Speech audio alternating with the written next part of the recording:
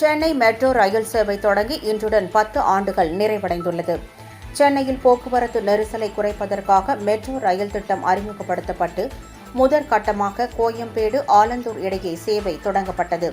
இதை முன்னாள் முதலமைச்சர் ஜெயலலிதா கடந்த 2015ஆம் ஆண்டு ஜூன் 29ஆம் தேதி தொடங்கி வைத்தார். இதைத் தொடர்ந்து சென்னை விமான நிலையம், பிம்கோ நகர், சென்ட்ரல், பரங்கிமலை வழித்தடங்களில் சுமார் 55 கிலோமீட்டர் தூரத்திற்கு மெட்ரோ ரயில் சேவை நீட்டிக்கப்பட்டது. போக்குவரத்து மிகுந்த சென்னை நகரில் எளிதாகவும் குறைந்த நேரத்திலும் பயணிக்க முடிவதால் பொதுமக்கள் மத்தியில் மெட்ரோ ரயிலுக்கு பெரும் வரவேற்பு கிடைத்தது. இந்நிலையில் சென்னையில் மெட்ரோ ரயில் சேவை தொடங்கி இன்றுடன் 10 ஆண்டுகள் நிறைவடைந்துள்ளது.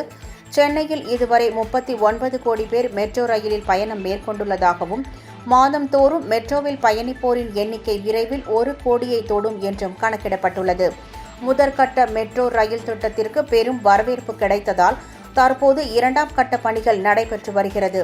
118.9 கிலோமீட்டர் தொலைவுக்கு 63,246 கோடி ரூபாய் மதிப்பீட்டில் 2ஆம் கட்ட மெட்ரோ ரயில் பணிகள் 3 வழித்தடங்களில் நடைபெற்று வருகிறது.